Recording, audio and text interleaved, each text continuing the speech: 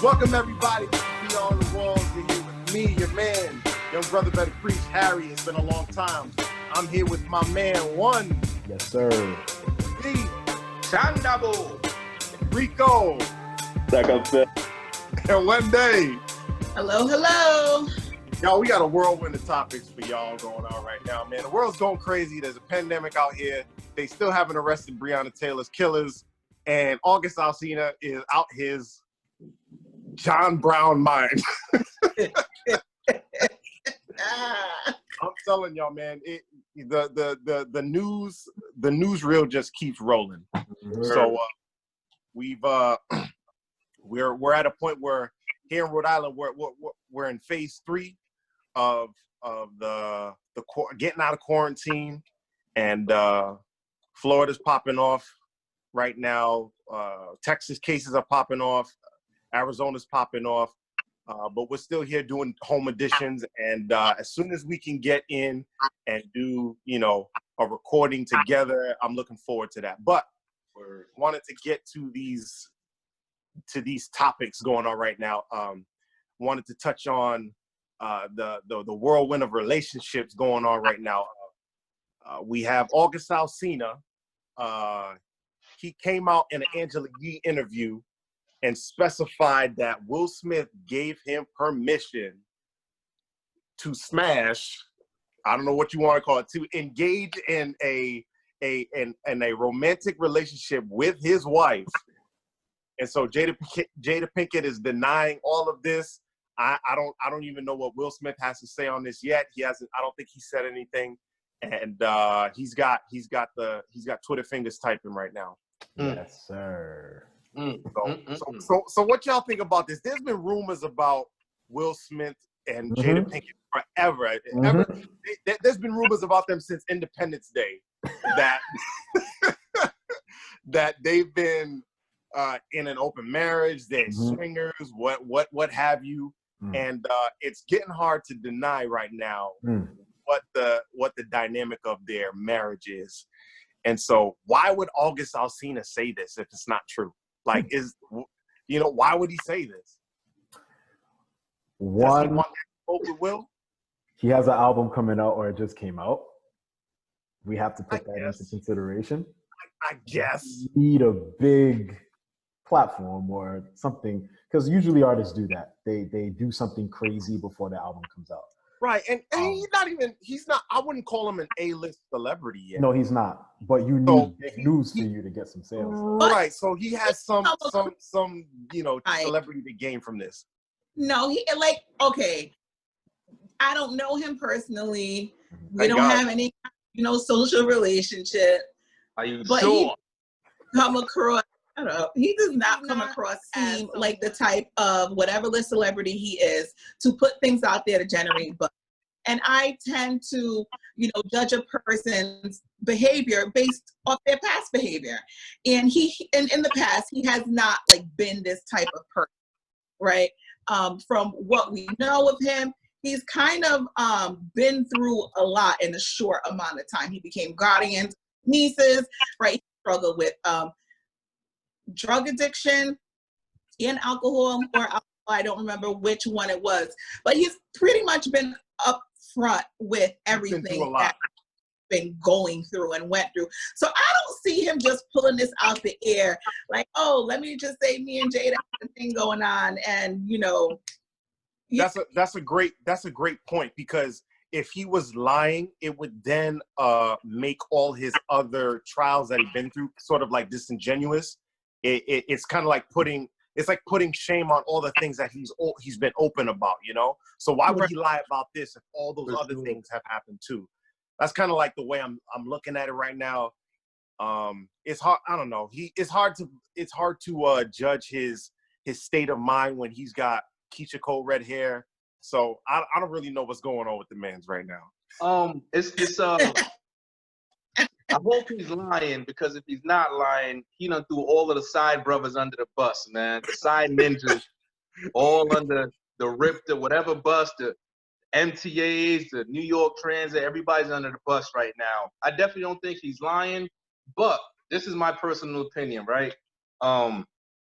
if that's something that Will and Jada worked out to happen, that's something that they worked out to happen. That's on them. You know what I mean?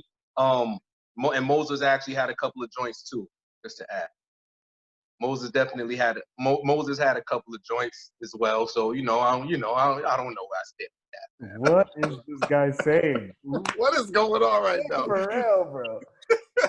Yeah. Oh man, but yeah. So how y'all? I don't want to get too deep into it, but how y'all feel about, like, obviously, I think we all have the same view on this. Like, open marriages are, in my opinion, are not marriages. They're just, if they both agreed upon it, that's them. How the chips may fall in their relationship is how it's gonna go. But that I remember putting up a post the other day. I think J. Cole got a quote on one of his songs where he's saying, "I want that real love, that Will and Jada love." And I'm sitting here like, not me. Not now. I'm all set, man. So there's a lot of irony in this for a dude where one of his biggest hits was just the two of us. And, his situation, the math just ain't adding up. Listen, for me, I just, there's a messiness to this that I know Will Smith is hating. It's interesting because we always talk about a double standard when it comes to the way the media or just the public treats females indiscretion versus males, meaning when a male is around, he's a Casanova, whatever the case may be, and they have nothing but negative things to say about women who do that. On this side, when it comes to females stepping out of their marriage or cheating or whatever the case may be, the narrative behind that is always she's getting her groove back, or look at Jada got herself somebody young, people kind of clapping it up for her kind of thing. Despicable. For me, she's child trafficking. For me, first of all, August Alsina is almost 30, dog. Like that's an old dude. Yeah. So it isn't about a child thing. I will just say this: when it comes to this specific situation, there is there's like a neediness that comes off August that's super uncomfortable for me. Just in the sense of, those memes where they're like nobody and then the person does a thing. Yeah. Where it's like, does anybody even know what other things came out of his sit down? He sat down with Angela Yee for an hour. Does anybody know anything else that came out of that? Probably. Nope. I know off topic base what he spoke on, but right. I don't know I don't know in detail what he said about it. All I know is that he popped off with this Jada and Will news. Right. And it's one of these things where I don't know, I just always find it odd where, like, he spent a lot of time talking about how much he cares about these people, and then he completely and totally turns their lives upside down in a way that I'm sure they don't appreciate. Exactly. So, when you make an agreement with somebody that's supposed to be hush-hush, it should stay hush-hush. Even if it is something like, I'm just saying in general, like the principle of it. If you guys agree upon not to speak on a certain thing, he must be mad about something. Like he caught feelings or something. He did say watch the whole video or even that whole clip. No, but he did say that that the reasoning was that he kind of lost a whole bunch of a lot of opportunities. A lot of opportunities that cost him money because they thought he was like snooping around, and that he kind of like was targeting their relationship and marriage to kind of like destroy it. So they were kind of like looking at him as the bad guy. Right. So he had to speak out. Quote unquote, he had to speak out on it. You know what I'm saying? So I don't know. I'm trying to put myself in so Will, right? Just kind of, listening to some of his interviews in the past. I remember he had a conversation with somebody. He was talking about how he felt bad he didn't get an opportunity to build a relationship with Tupac. Because of her relationship, Jada's relationship with him, right? So he had an opportunity. He said Jada kept saying, yo, talk to the guy. He's a cool guy. You guys have so much in common. Boom, boom, boom. This and that and that and this. And he was like, I really regret how jealous I was of that situation. I could have really built a bond with somebody that was just kind of like me. So I'm trying to put myself in his shoes, right now. With that being done, with that being said, how would you handle that situation? Like you giving your wife the okay to go ahead and, I ain't gonna say be a scumbag, because if that's what you want to do, that's what you want to do. But you gave it the green light to go ahead and purr that kitten with somebody else, and now it comes back to, it comes back in your face. How would you feel as a man if this was one of you guys? And Wendy, I want to ask the same for you. If you were in that situation, how would you feel as Jada with this light being shined on you for this specific reason that there was rumors about in the past anyways? Wendy, before you answer, can we all agree that purr that kitten is more vulgar than have sex? You can agree, right? Go ahead, Wendy. My bad. Oh my God, man. Wendy's rolling her eyes right now. I can't see her, but I'm pretty sure she is. Yeah, I mean. So,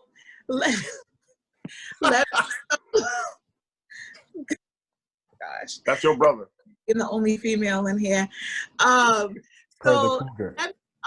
Let me first preface it with, Will and Jada have been on record saying that, like, their marriage goes, like, beyond the marriage. Like, they have, like, a lifelong, like, they're in it forever. Like, no matter what happens, they're not divorcing. They're not breaking up.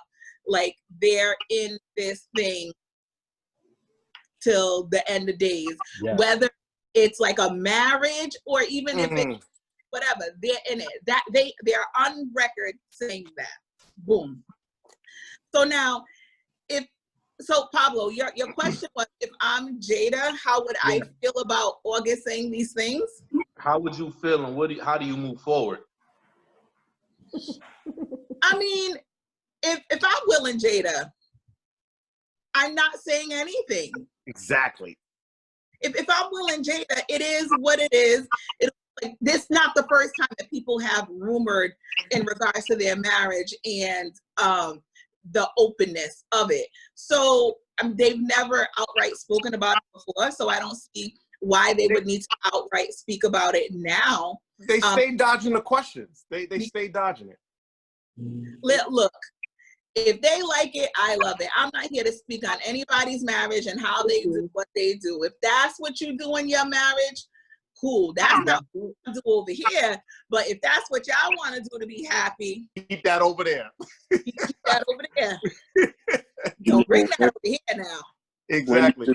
Wendy just said, Will and Jada are in it for forever. It looks like Dr. Dre and Nicole are not. Mm-hmm. Does she deserve some money? She deserves more than some money, okay? Okay, yeah. Mm-hmm. Yeah. So I can't remember the figures, but I think Dre's worth 400. So let me put this better. So Dre and Nicole are worth 400 million. I don't know if her name is on the paper. I don't know if her name is on the paper. What is so funny? Like, what's Dre and Nicole are worth more. Yeah, Dre and Nicole. So, okay, time out.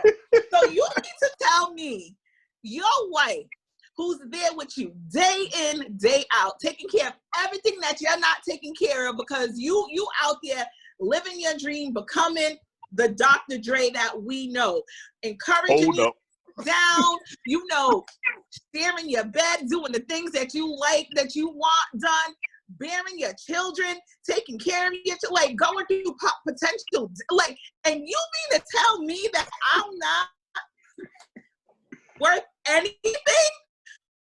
No, I'm not saying any of that. So I'm that. Are you like no? The woman who's praying with you every night, helping you fast, are you kidding? Wendy. We all know Jay ain't fasting. Wendy. Wendy, you're taking it way too personal, Wendy. Not sure Dr. Dre's a Christian, so I don't think Daniel.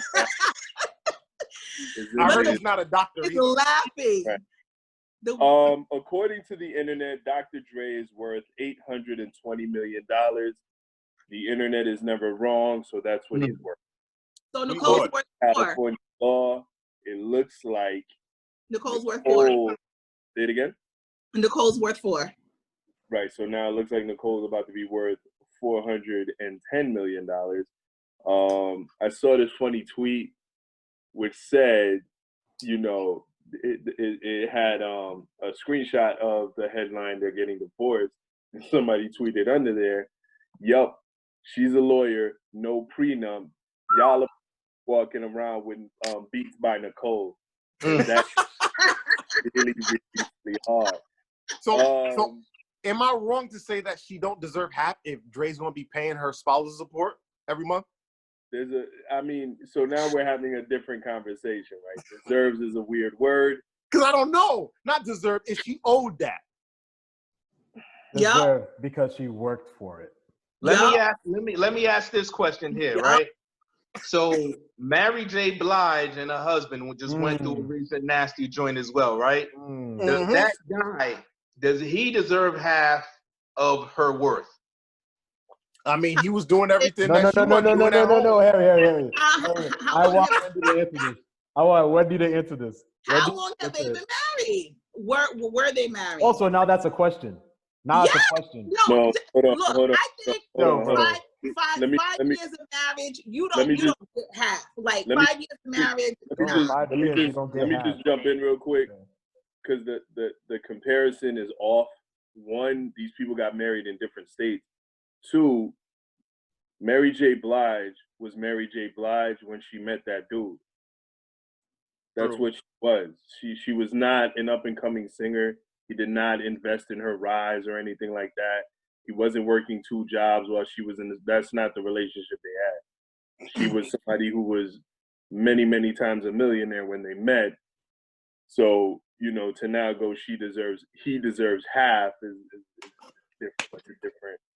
It's a different situation. Yeah, it's but you know, walking around, you know, having the burden of being Mary J. Blige's husband, and you know, taking care of the house, you know, putting gas in the car, you know, making sure the bed is neat. Hold on. You know what I'm saying? I don't know. Here's one thing I will say that's interesting about men, right? And Wendy, please feel free to chime in on this. A man who reaches a certain age and isn't successful, whatever the case may be, he will blame it on the women in his life. He'll blame it on his baby mom. He'll blame it on his females, yada, yada, blah, blah, blah. Right? So you can say that your failure is on the female, but your success has nothing to do with her. And that doesn't make sense. So now, do I think she deserves $410 million? No, I'll go ahead and say I don't think she deserves quote unquote $410 million. But if she ends up with 9 figures, that makes a lot of sense to me, because I can guarantee you this: if Dr. Dre is on his way to go record with Snoop Dogg, beefs with her, she calls 911, gets him locked up, yada yada, blah blah blah, his life is a lot different. Obviously, this man was able to devote himself and work his way through to getting to the places that he was, because he had a woman in his life that allowed him to build the kind of empire that he had. One of the things I always see in these success blogs is, hey, fellas, you need to make sure you be careful with the woman you pick, because it can really destroy you. And it greatly accentuates your destiny or diminishes it. Right. So now, for him to reach $820 million that the internet knows about, I think we can agree he's likely worth more than that. Mm-hmm. Matter of fact, if I'm not mistaken, when they did the Beats deal, he was worth $1 billion.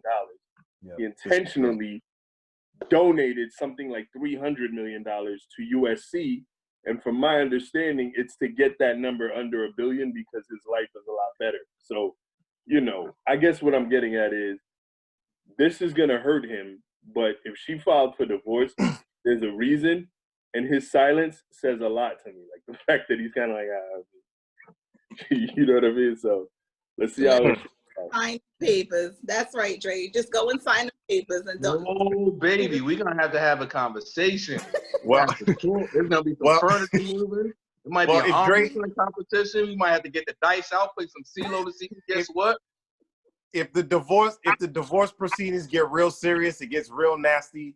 Dre could just call the Not Effing Around Coalition to come see about him at the court date, because they are not playing around, because How much money do you need though? Like, you can't live off of $410 million. Like, be good, bro. how's he gonna put gas in his plane? Like, what are you talking about? For real.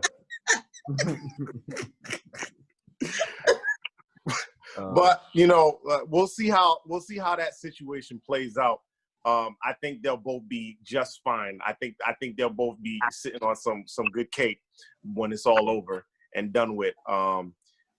We got back in the civil rights movement. We had the Black Panthers, and the Black Panthers was an organization of people who were not the opposite or the antithesis of the KKK. They didn't go around terrorizing white folks. They actually went around defending Black people. They escorted Black people to go vote at the polls when they were being oppressed. They escorted Black people to the libraries to get library cards. They started the WIC program. They started like breakfast programs, and so they got torn down by J. Edgar Hoover and the CIA and all that stuff. You can read about it. But we have a new Black militia on the horizon, the Not Effing Around Coalition. Does the name not make you take it serious, or is this something that you guys see as, oh, this is something that can grow, this is something that can garner some attention and some notoriety? What do y'all think? I mean, it's definitely, from when I first found out about them and doing research on them, they definitely have grown in number. And, you know, they've recently, you know, somewhat lost some support as far as the people that supported them when they were doing when they showed up to Stone Mountain, Georgia. A lot of people that would supported them kind of turned their backs on them and so on and so forth. But they have definitely grown. The name is the name. They not messing around. It's straight to the point. They not messing around. They pull up. They say they're gonna do what they do. They record exactly where they're at. Then they move on to the next mission. And honestly, a lot of them, you know, they're cool with sacrificing their lives to do so. So, you know, what's their bullet mission statement? What are their beliefs? What do they believe in? What are their you know, I'm trying to figure that out, because, you know, a lot of people believe in the phrase Black Lives Matter, but this is an actual movement. It's an organization. They have beliefs. They have a mission statement. And so, what is this NFAC? What is this? What do you know if they have? Because I looked up their website, I couldn't find anything. Right, I'm trying to look it up now. I don't see a mission statement like that, but that makes sense to me. What they believe in is exactly what their name is that we not effing around. Like, stop killing us. Stop messing. It fits. Like, look, as y'all know from my prior conversations in regards to this topic, I am so with it. Like, I will donate to the cause, because I think look, we are tired. I am tired. I agree. Like, it's a lot, and it's not stopping. Now you got these Kens and Karens they've always been there, but now they're popping up. Like, we not effing around, and I fully support the cause. It fits. You know, it fits. Listen, you have armed militia standing at freaking state houses across the country because they want to open up their state. And now you got these same states with these numbers skyrocketing of, you know, the virus. So if y'all could have y'all armed militia, we can have our armed militia as well. Hey, yeah, you know, the thing. Value, I'm with it. The thing about the you know what I call those? I call those the Jim Tan lawn care protests. The Jim Tan lawn care protests. They got a lot of attention, and one of the huge reasons why was because, again, they did walk up in a government building with long guns on them. Now, for me, the reason I don't engage in certain languages, I never ask or suggest or advise people to make sacrifices I won't make. Right? So That's I fair. saw the video like everybody else. And the thing about the videos when it comes to these movements is they are a lot sexier than chanting and singing "We Shall Overcome," right? We all can see the footage of Martin Luther King and a bunch of church folk getting their heads bashed in, but the cooler videos are of the Black Panthers in black and white with black leather jackets and black sunglasses, right? Fun fact about the Black Panthers, it's the only time that the NRA voted for gun rights, for gun restrictions. Why? Because they were in the hands of a black man around Oakland, monitoring the actions of the police while armed. And then the NRA all of a sudden was like, hey guys, we need some gun control. It's getting crazy out here. So that's just one of those fun facts. Jump cut to 2020. This particular group, hadn't heard of them, didn't know what they are.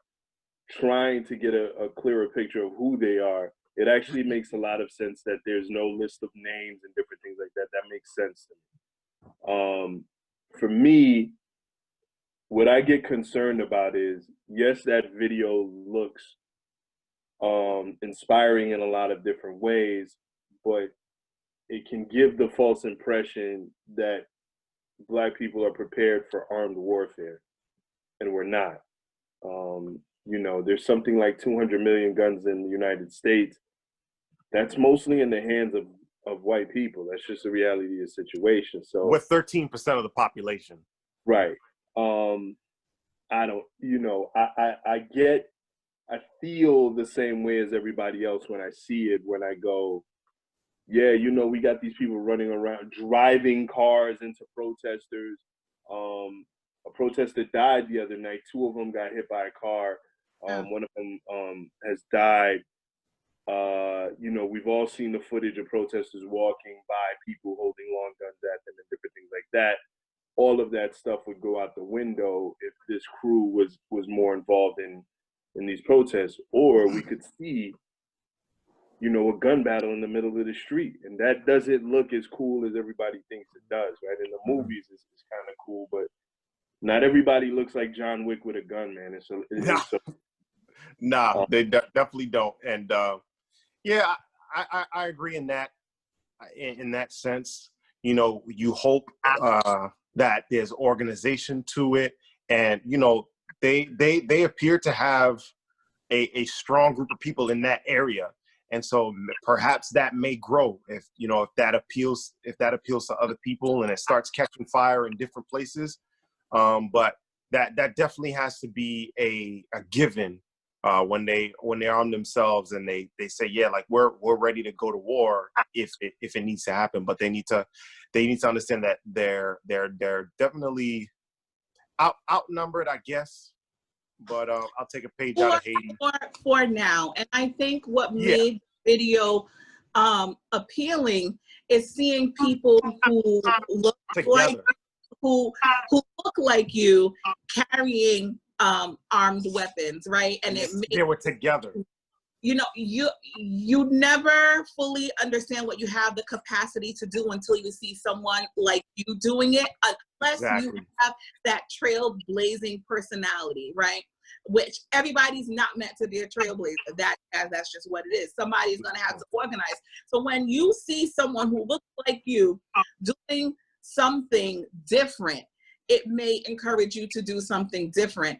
And it's going to be such a necessity, right? We've seen the video of the woman who almost got into the fender bender and she pulled out her gun on the Black woman and her daughter, right? Like it just in a Walmart or whatever store parking lot it was. So like, if y'all just pulling out guns in parking lots over potential fender benders and I'm unarmed, that's gonna motivate me and say, you know what? You're pulling something out. I'm gonna get strapped. Something out as well. But I want to ask this because Rico said something that kind of posed a question in my mind, right? Rico said and I'm paraphrasing, right? You don't want to co-sign something that like you're not willing to do, like die for a cause, like these like men are doing, but showing that they're doing.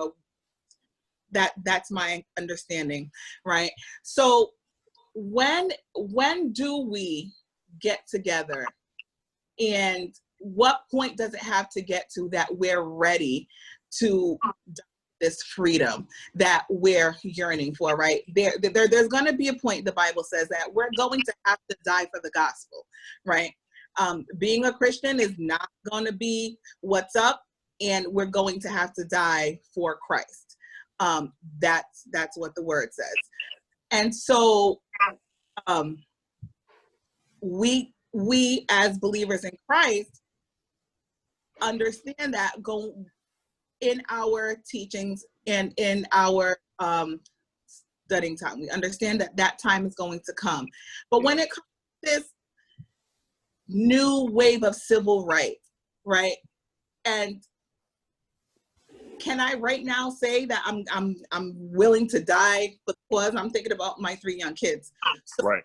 maybe I can't say that steadfast right now. However, you know, I'm passionate about it, but like, when will we reach that point? Like, how much more do we endure? How long does this continue to go on until we're like, you know what? Because, you know, as followers of Christ, we know that there's going to be a point where we're going to have to die for the gospel, right? We know that time will come eventually. And so, you know, my question is, when does that time come that we are Black Panther minded and are ready to die for the rights that we are, you know, pleading, begging? We asked nicely, we chanted, we kneeled, you know, we prayed, we held hands, we kumbaya, like we did it all, right? So, you know, when is enough enough? And I know that that's a loaded question, but when does that point come for us as a people? Didn't Tupac say that in like '93 in that interview? Well, I think my take on it is like, when it comes to martyrdom, like dying for the cause, I don't think necessarily the people who have died were actively looking to that. It was just they were pushing truth and authenticity. Mm-hmm. You know what I'm saying? So I don't think it's so much, are you ready to die for the cause, like you're actively seeking it in a sense, but I think it's in your pursuit of truth, in your pursuit of pushing justice for people. When the moment comes, the question is, are you going to fold in that moment, or are you going to stand your ground? Yeah. You know what I'm saying? I think that's what Jesus is trying to convey when he says that. He says that you're going to preach my gospel and you're going to be hated by the world. You know, that gospel being, you know, setting captives free, upholding the poor and marginalized, you know, the miraculous healing people and all that stuff, so spreading the news of the gospel. But it's not so much that you're going to go and volunteer to die. It's more of in the process of you pursuing the kingdom of God, there's going to be a moment where you're going to face that time where it's either going to be your life or is it going to be you folding? You know what I'm saying? Let me just clarify a little, Harry. I fully get what you're saying. I completely agree. So I just want to clarify. I'm not saying that we're going to be like, you know, I want freedom, kill me. I'm a Christian, kill me, right? We're going to have to stand fast to what we believe in, right? Yeah. And let's say the world turns and you're not allowed to be a Christian, right? That is that's against it's gonna happen. Right. The same thing they're doing with these statues is the same thing they're probably gonna do with churches, they're gonna do with people.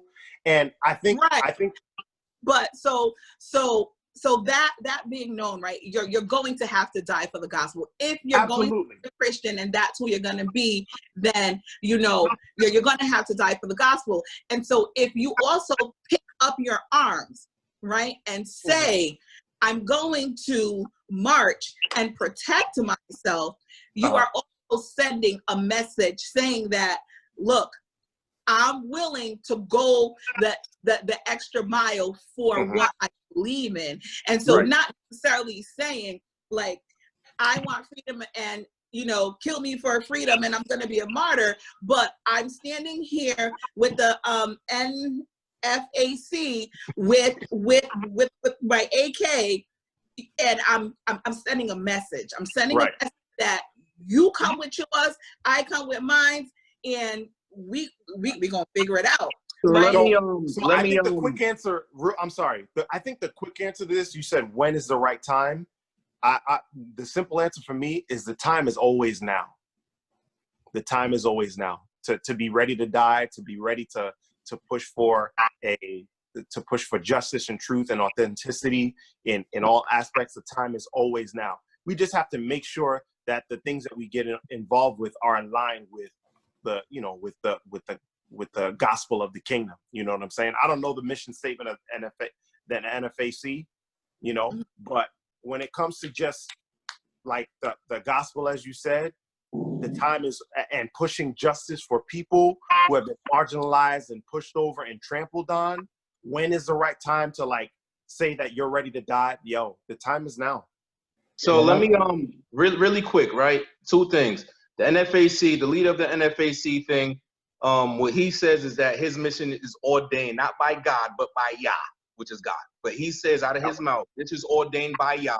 If I am to die, Yah had it destined for me to die in Stone Mountain, in Kentucky, in Louisville, in Providence, wherever, right? The right time is, right?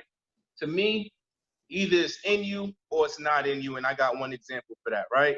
When I was in the military crossing over from Kuwait to go to Iraq, when you get to the border, they give you a briefing. They say, okay, there's IEDs here, explosive devices on the road here, people died here, and people died over there as well. You guys are crossing all of those hot zones.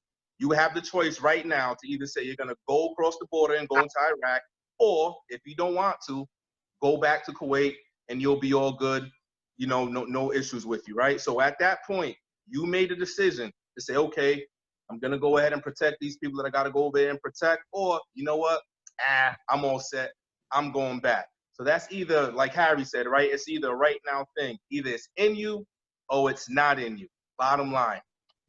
But I mean, for me, it's just more so just finding that middle ground between Malcolm X and Martin Luther King, right?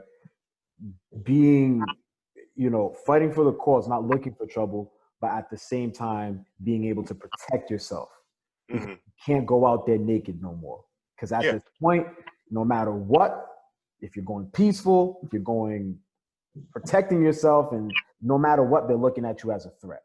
Absolutely. At this you could point, be unarmed. They don't care. Exactly. So we have to be at a point where guns is not, they try to say black person with guns is already an evil concept when it's not, okay? You're just like any other human being trying to protect themselves. So at this point, we go in organized, we go in and strategize, but at the same time, when trouble comes, we're ready for it. That's the way I look at it. You're not looking for trouble, but at the same time, you're able to protect yourself from the trouble. You're prepared for it. You're proactive. Yeah, and protect the innocent as well. Most definitely. So we established, right, that black people represent 13%-ish of the American population. You know, the reason I phrased it the way I did, which is I'm not prepared to ask people to make a sacrifice that I won't make, is for that specific reason. How many of y'all are familiar with something called brown? Brown? Yeah. not me, no. Never heard of it? No. All right. Brown is a mixture of cocaine or amphetamines and dry gunpowder. Oh, Lord. Brown is what they give child soldiers, because the people who needed child soldiers realized that kids are not inherently violent, but if you give them a mixture of cocaine and gunpowder, they'll do pretty much anything you tell them to do. Now, when I first came across this, I was appalled. I was like, yo, I cannot believe these dudes would do that. But then I started thinking, I was like, yo, it is kind of compassionate Because if you give a child an AK-47, put them in the line of fire, it is actually cold-hearted to do so, knowing that they don't have the ability to kill an enemy. So you give them this mixture, and now they quite literally will do whatever you ask them to do. They become violent, seething animals. Now, that is obviously a horrifying and extreme example.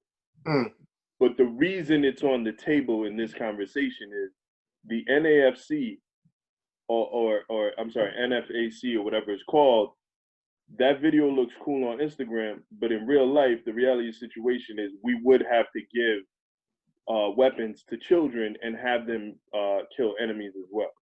Yeah, because the 13% includes, minors. I know myself, I could not give a small child a mixture of cocaine and gunpowder and tell them to go kill another human. Proverbially, yeah. I see what you're saying. Yeah. I feel you. I feel you. So for me, although these images scratch all the right itches for me, I always pull back from the instinct. Why? Because whenever I get involved, there are things that I think about when it comes to violent resistance that immediately make me turn my back on that as an option for Black people in America.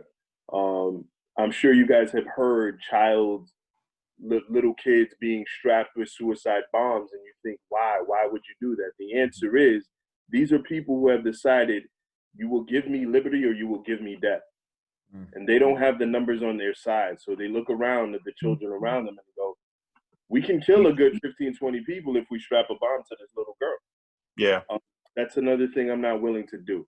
Yeah. So, I was praying about this the other day, and it was kind of revealed to me, like, there's this phrase, by any means necessary.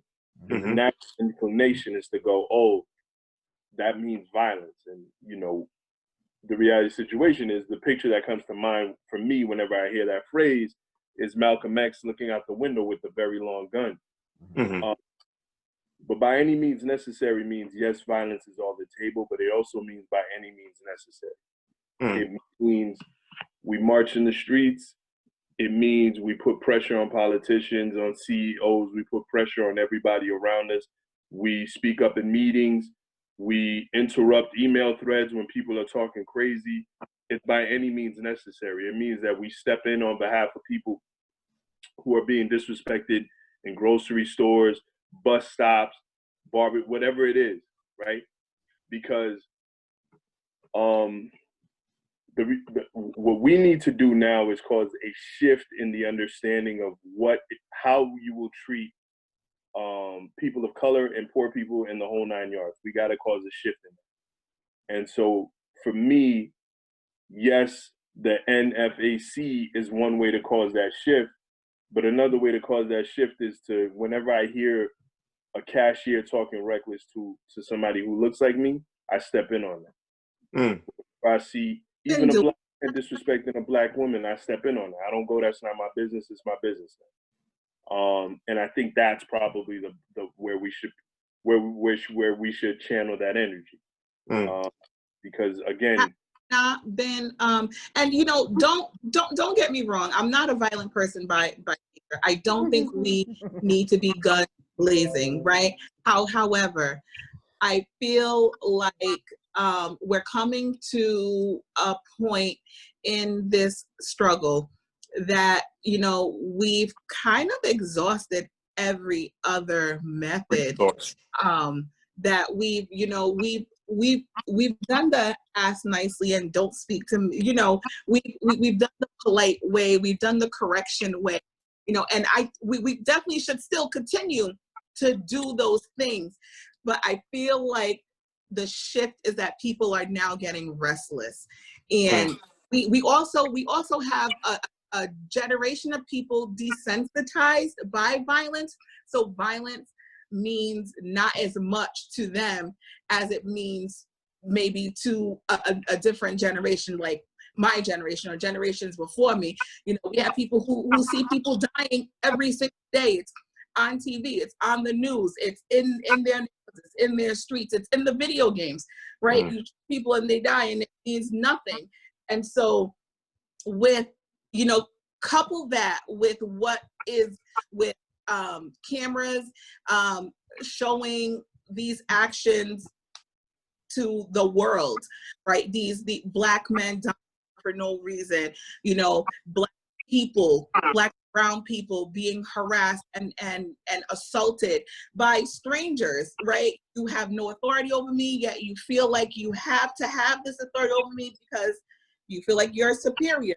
I think those things all coupled together is bringing about this movement where, you know, unfortunately, you know, it's going in my foresight, right, from what I see, that's where it's headed.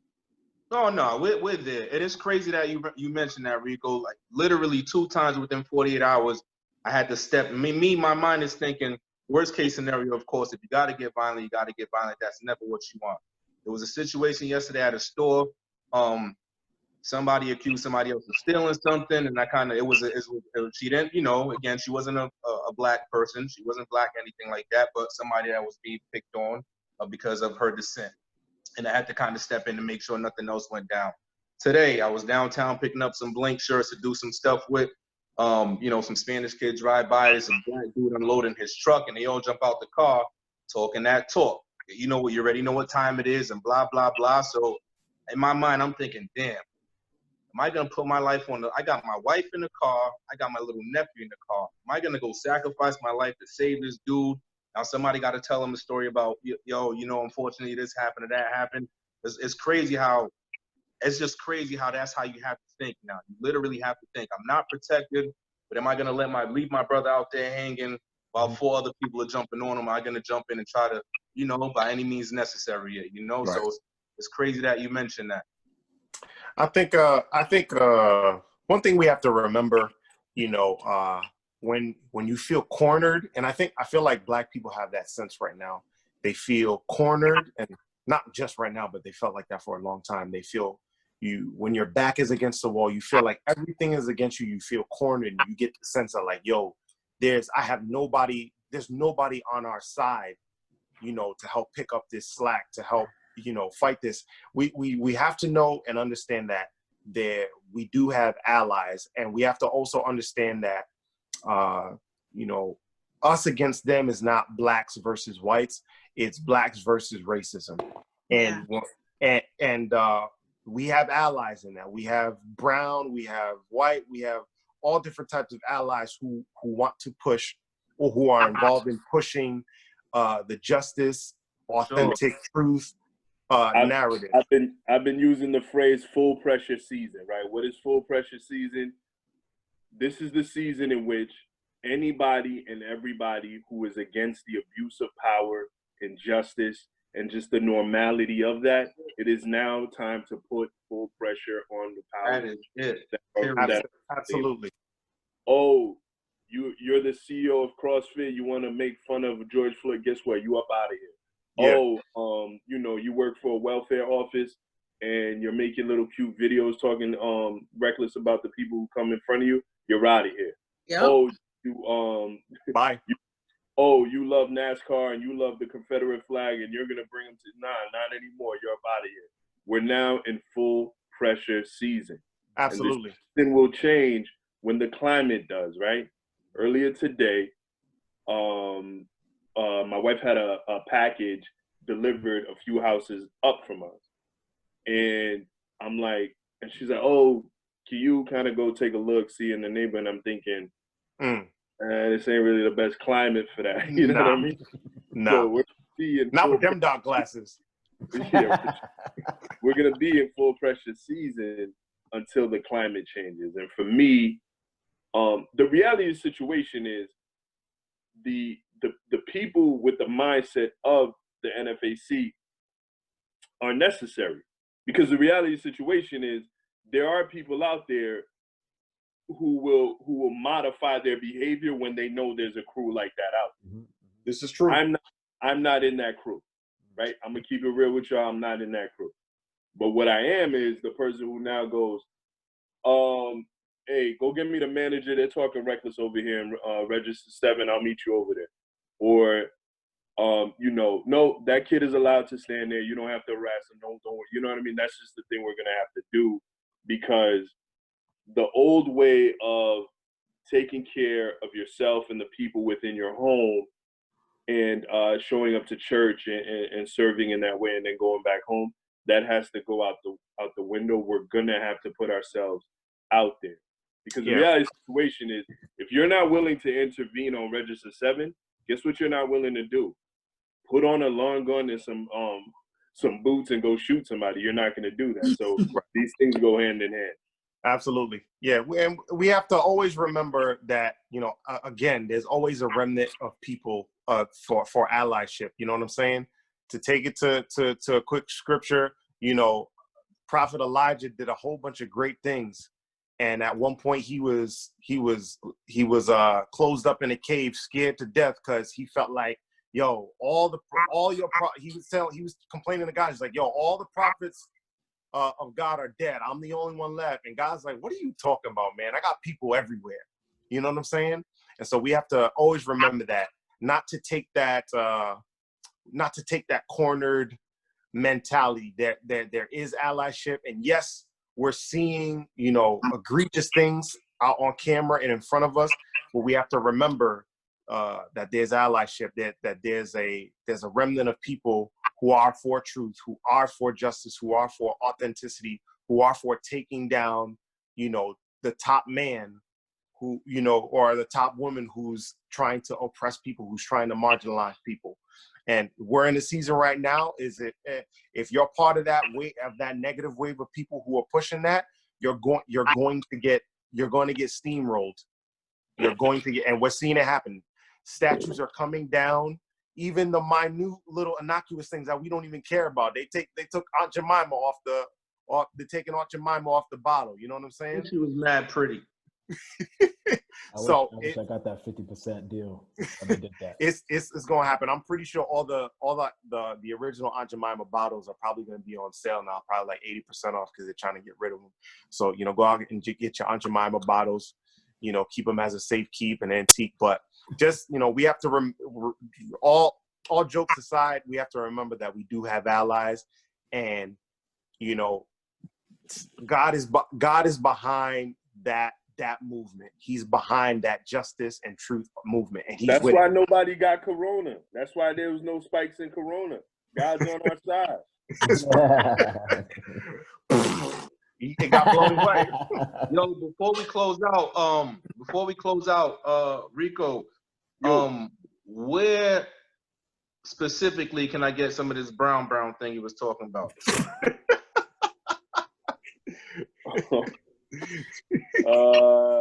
That's a great question, dog.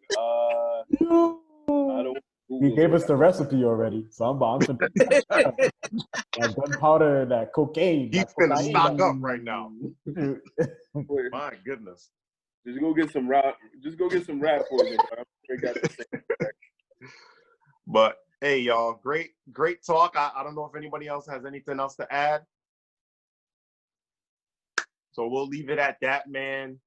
Y'all take care of your relationships, take care of your families. Yes. Make sure you're not giving y'all hall passes to your spouses, because it don't end well, all right? You'll end up on Red Table Talk. And get a prenup. Keep fighting that good fight. Don't get tired. We can get tired, we can get weary, but keep fighting that good fight, because there's much more to be done, and we ain't seen nothing yet, because a whole lot of change is coming. No weapon. This is Beyond the Walls, y'all. Signing off. And me, young brother, better preach Harry. I'm here with one, D, Rico, and Wendy. Y'all be good. All right.